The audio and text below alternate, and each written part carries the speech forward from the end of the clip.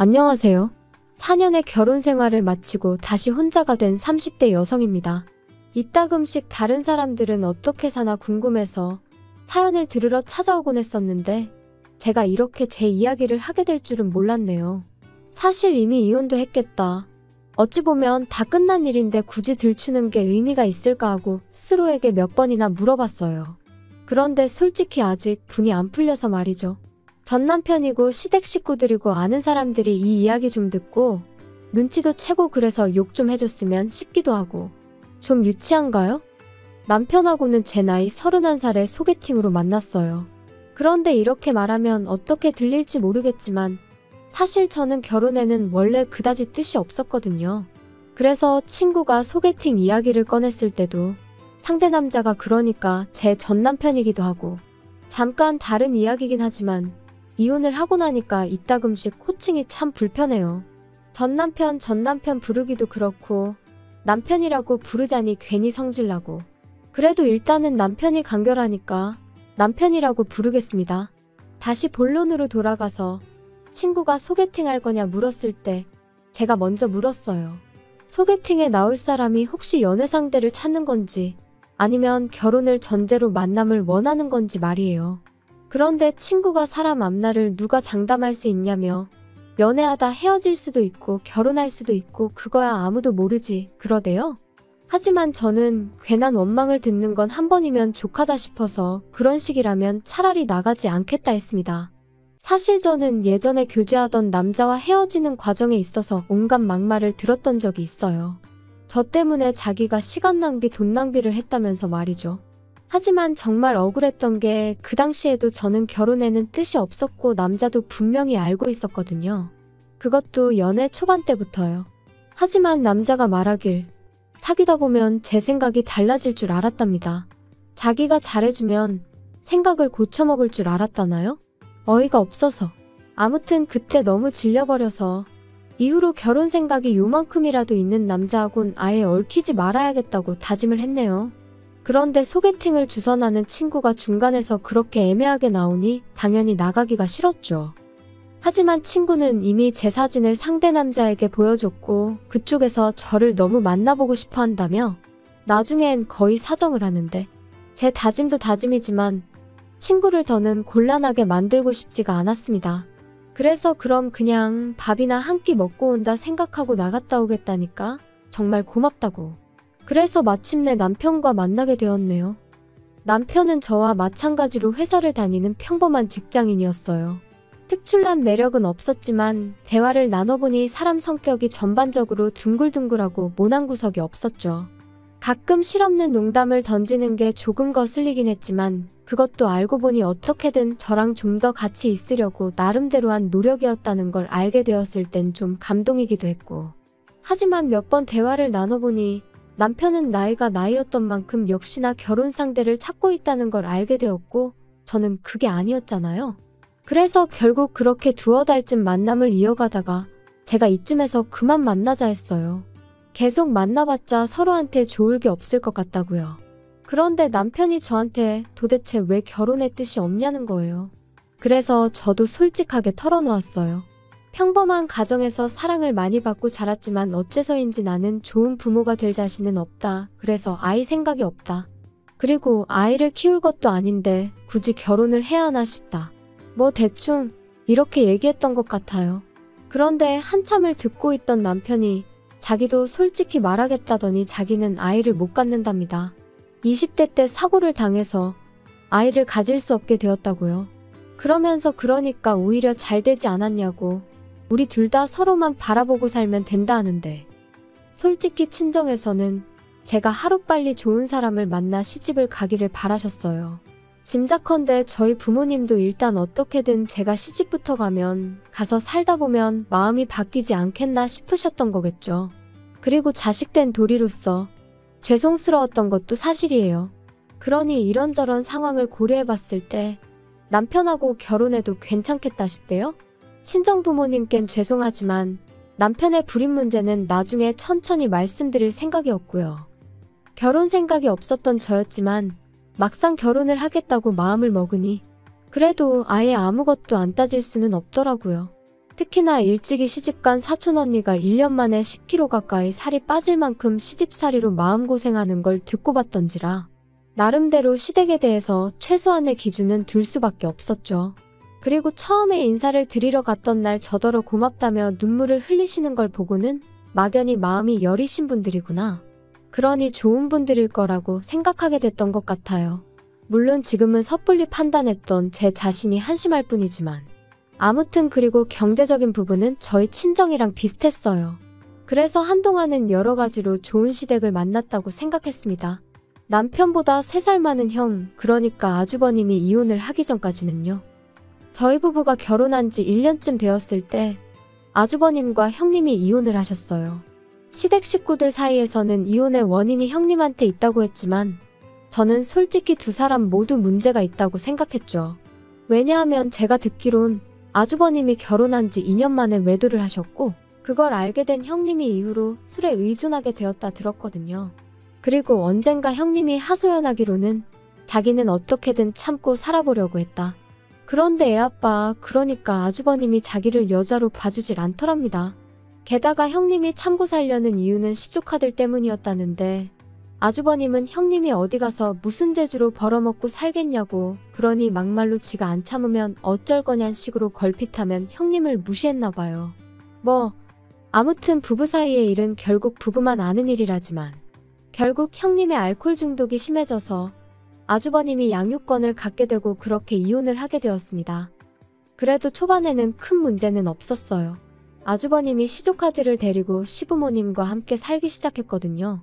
그래서 평소에는 시부모님이 시조카들 양육을 도와주셨고 일 없는 주말에는 아주버님이 도맡아서 한다 들었죠. 그리고 저는 저대로 남들이 보통 조카들한테 하듯이 이따금씩 맛있는 거 사주고 어린이날이나 생일이면 선물 하나씩 사주는 정도만 했어요. 그런데 아주버님이 이혼한 지 한 2년쯤 되었을 무렵 만나는 여자분이 생기면서 그때부터 시조카들한테 좀 소홀해졌나 봐요. 그리고 그 부담이 저에게 올 줄은 꿈에도 몰랐네요. 결혼하고 제가 어머님한테 그래도 감사했던 건 그다지 먼 거리가 아니었음에도 불구하고 필요 이상으로 저를 부르신 적이 없으셨다는 거예요. 그런데 아주버님이 데이트를 시작하면서 주말에도 어머님이 시조카들을 보게 되는 상황이 잦아지셨고 어머님도 연세가 있으셨으니 시조카들, 그것도 5살, 7살 남자아이들을 혼자 보시는 게 쉽지는 않으셨을 테지요. 하지만 그래도 그렇지. 언젠가부터 하루가 멀다 하고 저를 부르기 시작하셨습니다. 퇴근했니? 뭐하니? 애들이 작은엄마 보고 싶다고 난리네. 그리고 저도 처음에는 그래. 어머님 말동무도 해드릴 겸 좀 도와드리고 오자고 좋은 마음으로 시댁에 들리곤 했었거든요.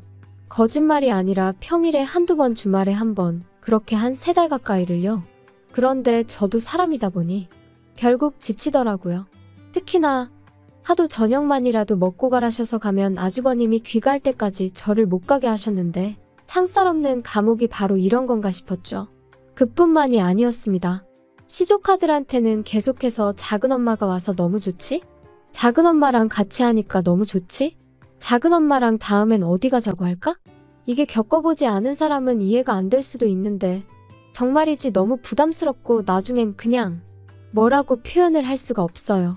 말 그대로 정말 미치겠더라고요. 심지어 한 번은 새벽 2시인가? 큰애가 아프다면서 일을 어쩌면 좋으냐고 저한테 전화를 하셨습니다. 남편도 아니고 저한테 말이죠. 그래서 제가 아주버님은 어디 계시냐니까 아주버님은 애인이랑 캠핑 갔다고. 너무 열받아서 그 전화 그대로 남편한테 넘겼어요. 그랬더니 나중에 어머님이 말씀하시길 큰애가 그러더랍니다. 작은엄마랑 병원에 같이 가면 나을 것 같았다고요. 물론 저는 지금도 큰애가 그런 말을 했을 거라고는 믿지 않지만요. 아무튼 이러한 일들이 반복되고 저는 도무지 참을 수가 없었습니다. 그래서 남편에게 어머님한테든 아주버님한테든 확실히 이야기를 좀 해줘. 왜 자꾸 나한테 뭘 기대하시는지 모르겠네. 좀 이해 좀 해줘라. 어머니 입장에선 며느리라고 너 하나니까 그렇지.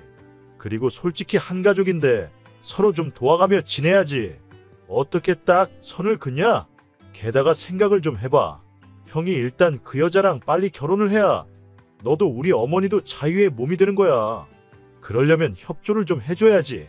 두 사람이 결혼해서 내가 자유의 몸이 되기 전에 화병으로 죽을 것 같다니까. 야, 무슨 말 같지도 않은 소리를 하냐 너는. 솔직히 어머니랑 비교하면 네가 뭘 얼마나 했다고 그러냐. 고생은 우리 어머니가 다 하고 계시지. 지금 그게 할 소리야? 너무 빡빡하게 따지지 마라 좀. 이 집안의 여자라곤 어머님하고 너하고 둘뿐인데 어쩌겠냐 그럼. 자기가 대신 사과한다. 미안하다. 너 정말 고생한다. 그런 인사까지는 기대하지도 않았어요. 하지만 적어도 남편이 그토록 뻔뻔하게 아나무인으로 나올 줄은 꿈에도 상상하지 못했죠. 그리고 덕분에 그나마 마음 한켠에 있던, 그래도 내가 작은 엄마인데 이 정도는 하는 게 맞나 하는 그 찜찜함도 전부 날아가 버리대요. 게다가 이렇게 다투고 얼마 지나지 않아 어머님 생신이셨어요. 그래서 온 가족이 모였는데 아주버님 재혼 이야기가 나왔습니다. 그런데 듣자 하니 아주버님 애인이란 사람이 시조카들 때문에 재혼하기를 망설인다는 거예요. 그쪽은 초혼이라서 부모 반대가 완강하다면서 말이에요. 그러니까 이번엔 어머님뿐만 아니라 아버님까지 저를 힐끗힐끗 바라보시면서 애들 거취 문제야 뭐 가족 간에 상의를 해서 차차 방법을 찾아보면 된다 하시는데, 아니 멀쩡히 애 아빠가 살아있는데 무슨 애들 거취 문제를 가족 간에 상의를 한다는 건지, 그리고 나는 왜 자꾸 쳐다보시는 건지 이래저래 너무 짜증이 나더라고요.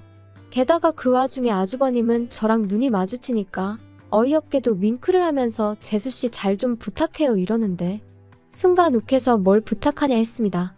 부탁하지 마시라고, 궁금하지도 않고 알고 싶지도 않다면서요. 그리고는 도무지 끓어오르는 화를 참을 수가 없어서 뒤도 안 돌아보고 그냥 제 핸드백이랑 차키만 챙겨서 식당에서 나왔거든요. 그랬더니 남편이 쫓아나와서는 너는 좋은 날 꼭 이렇게까지 해야겠냐? 형 애인 쪽에선 당연히 꺼려지는 자리이고 어쨌든 우리가 지금 우리니까 어쩔 수 없잖아. 왜 우리가 의리야? 아주버님이나 의리지. 막말로 아주버님이 재혼을 하시던 못 하시던 나랑 무슨 상관인데 뭘 잘 부탁한다는 거야 도대체? 어머님 아버님도 그래. 왜 자꾸 나한테 눈치를 주셔? 그렇게 시조카들이 안쓰러우면 당신이 챙겨. 당신이 하면 되잖아. 작은 엄마보다는 작은 아빠가 더 가까운 거 아니야? 핏줄인데? 막말로 어머님이 시조카들 문제로 당신한테 한 번이라도 전화한 적 있으셔? 넌 뭐 그런 걸 지금 따지고 드냐? 진짜 사람 피곤하게 한다. 아무튼 우리 부모님한테 사과드리고 형한테도 미안하다고 해. 웃기고 있네. 사과를 받으면 받았지 내가 지금 하게 생겼니? 분명히 우리 두 사람 서로만 바라보고 살자 했고 그 약속 하나 믿고 한 결혼이었는데, 시간이 흐를수록 시부모님도 남편도 말도 안 되는 요구를 해대니 얼마나 스트레스를 받았는지 몰라요. 하지만 적어도 어머님 생신날 제가 보인 행동은 시댁 식구 모두에게 제 생각이 어떤지 분명히 보여주는 일이었다고 믿었습니다. 그러니 더는 시댁 식구들 중 그 누구도 저에게 시조카를 맡길 생각은 하지 못할 거라 생각했고요. 하지만 제 예상은 보기 좋게 빗나가 버렸어요. 오히려 서로 속내가 다 드러나서 그런가 아주 그냥 배째라는 식으로 나왔으니까요. 어머님 생신 이후로 한 달 정도 지났을 무렵이었습니다. 큰애에게 핸드폰이 생겼는지 언젠가부터 계속해서 큰애에게서 문자가 오더라고요. 그리고 그 내용은 대부분 작은엄마 뭐 하세요? 작은엄마 요즘 왜 안 오세요? 작은엄마 보고 싶어요. 그리고 저는 그 문자들이 전부 어머님이 시켜서 시조카가 보냈다 싶었기에 무시해버릴까 싶다가도 혹시나 일말의 가능성으로 시조카가 자진해서 보낸 거면 어쩌나 하는 생각에, 사실 이 모든 상황에서 시조카가 잘못한 건 없는데 괜히 애한테 상처를 주게 되면 안 되잖아요? 정말이지 문자 하나가 올 때마다 온종일 이런저런 생각과 고민으로 얼마나 마음이 갑갑했는지 몰라요.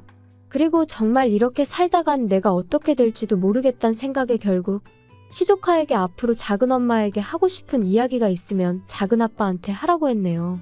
그러면 작은아빠가 작은엄마한테 전해줄 거라면서 말이죠. 그런데 황당한 건 그 이후로 시조카가 남편에게 문자를 하는 일은 단 한 번도 없었습니다.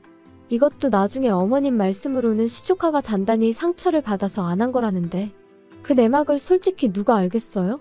제가 그것까지 배려할 수는 없는 노릇이었고요. 그리고 이제 정말 상황이 어느 정도 정리가 되었구나 싶었던 때였습니다. 3달 가까운 시간 동안 어머님은 저에게 오라가라 말씀하지 않으셨으니 저도 어느새 한결 홀가분한 마음으로 일상을 보내고 있었죠. 남편하고의 관계는 예전만 못했지만 적어도 부딪히는 일은 거의 없었고요. 그런데 평소처럼 야근을 하고 집에 도착해 현관을 여는데 저는 순간 제가 남의 집에 잘못 들어온 줄 알았어요. 왜냐면 현관에는 아이들 신발이 놓여 있었고 늦은 시간이었는데도 TV 소리가 흘러나오고 있었으니까요. 하지만 이내 저는 그 아이들이 바로 시조카들이라는 걸 알게 되었습니다. 황당해서 남편에게 이게 다 무슨 일이야? 쟤들이 여기 왜 와 있어? 어머니 허리 디스크가 터져서 이제 쟤들 못 보신대. 정말이야? 그럼 일단 병원부터 모시고 가봐야 되는 거 아니야? 아, 뭐 병원은 알아서 가시겠다니까 신경 쓸 거 없고. 걱정이네. 아니 근데 그렇다고 해도 왜 쟤들이 우리 집에 있어? 아직 그 집에 아버님도 계시고 아주버님도 있잖아. 남자 둘이서 쟤들을 무슨 수로 보냐? 아니 아주버님이 애 아빠인데 왜 애들을 못 봐? 그리고 당장 주말 지나면 당신도 나도 출근해야 되는데 우리 집에서 쟤들을 누가 본다고 데려왔냐고. 그래서 말인데 회사에 휴가 좀 내. 누군가 한 명은 쟤들 봐줘야지. 그럼 당신이 내던가. 억지 좀 쓰지 마라. 너가 봐야지 내가 쟤들을 어떻게 보냐. 야, 그리고 왜 작은엄마라고 부르겠냐? 엄마 없으면 대신 엄마 역할을 하라고 작은엄마인 거야. 엄마 소리 듣는 게 뭐 아무런 이유 없이 듣는 건 줄 알았어? 당신 뭐 잘못 먹었어? 아까부터 왜 이렇게 헛소리를 해대? 작은엄마가 무슨 엄마 소리야, 엄마 소리는? 그리고 내가 언제 작은엄마 하고 싶댔어? 작은엄마가 무슨 벼슬도 아니고 웃기지도 않네 진짜. 하지만 남편은 좀처럼 고집을 꺾지 않았고 정말이지 이런 식으로 나가다간 제가 시조카들을 떠안게 생겼다 싶더라고요. 그래서 저는 이튿날 새벽 남편과 시조카들이 아직 잠에서 깨지 않았을 때 제 집만 챙겨서 친정으로 향했습니다. 솔직히 집을 나오면서도 내가 뭘 잘못한 것도 아닌데 왜 이렇게 나와야 하나 싶었지만 동시에 어물쩍거리다 시조카들하고 마주치면 또 거기다 뭐라고 설명을 해야 할지도 모르겠고 아이들한테 저희 부부가 큰 소리 내는 걸 보여주고 싶지도 않았고요. 그래서 일단은 집에서 나왔어요. 친정에 도착한 지 1시간쯤 지나니까 남편에게 연락이 왔습니다. 어디냐 묻길래 친정이라고. 시조카들 문제 해결할 때까진 난 친정에서 지낼 테니 그런 줄 알라 했죠. 그랬더니 남편이 한다는 말이 저더러 왜 이렇게 인정머리가 없냐는 거예요. 그리고는 다른 사람들은 생판 모르는 남도 데려다 키우던데 너는 뭐가 문제야? 넌 모성애라는 게 없냐? 네가 그러고도 여자야? 진짜 정 떨어진다. 그걸 지금 말이라고 해? 모성애고 뭐고 내가 애시당초에 낳을 생각 없다고 했던 거 기억 안 나? 근데 이제 와서 나더러 시조카를 키우라고 하면 내가 그래 알겠어 하고 키울 줄 알았던 거야? 그리고 뭐 여자 맞냐고? 아무렴씨 없는 너도 남잔데 내가 여자가 아닐 리가 있어. 너 지금 말 다 했냐? 너 터진 입이라고 아무렇게나 말하는데 입 조심해라. 당신이 먼저 시작했거든? 그리고 나는 그 작은엄마 소리 더는 듣기도 싫어. 아주 이골이나. 작은엄마고 뭐고 나 안 할 테니까 어디 밖에 나가서 하겠다는 여자 있으면 그 여자 시켜. 얼마나 대단한 자리라고 사람을 이렇게 스트레스를 줘 주기를. 저는 제 할 말만 하고 그냥 전화를 끊어버렸어요. 그리고 이후로는 무슨 정신이었는지는 몰라도 남편 말대로 회사에 일단 휴가는 냈습니다. 다만 그리고 나서 유명하다는 이혼 전문 변호사들 몇몇을 만나 상담도 받고 나름대로 전략도 세워보고 누가 그러더라고요. 일단 시어머니 허리가 났을 때까지만이라도 좀 봐줄 수 있었던 거 아니냐고. 근데 그게 그 상황에 처해보지 않은 사람이면 모를 거예요. 시부모님도 아주버님도 그 애인이란 여자한테는 아주 절절매지. 그러니까 그 여자는 자기가 뭐나 되는 거 마냥 저한테 이래라 저래라 해대지. 그런데 정작 애들은 그 여자는 자기들 아빠를 뺏어간 여자라고 생각해서 따를 생각이 없고 말끝마다 작은엄마 작은엄마. 그러니까 그 여자가 아주버님과 결혼을 한다면 영락없이 애들 엄마 노릇은 제 몫이고 그 여자는 형님 놀이나 하게 생겼더라고요. 호랩이 될 뻔한 아주버님을 살려준 구세주놀이는 덤이고요. 그리고 제가 무슨 부귀영화를 누리겠다고 그런 꼴을 보게 될 걸 뻔히 알면서 언제 그런 날이 오려나 하고 기다리고 있을 수는 없었죠. 그래서 결국 남편과 저는 이혼을 했습니다. 남편은 남편 나름대로 제가 자기를 모욕했다며 명예훼손이네 어쩌네 해댔는데 부부싸움하다가 막말 좀 한 걸로 명예훼손이 될 리가 없잖아요.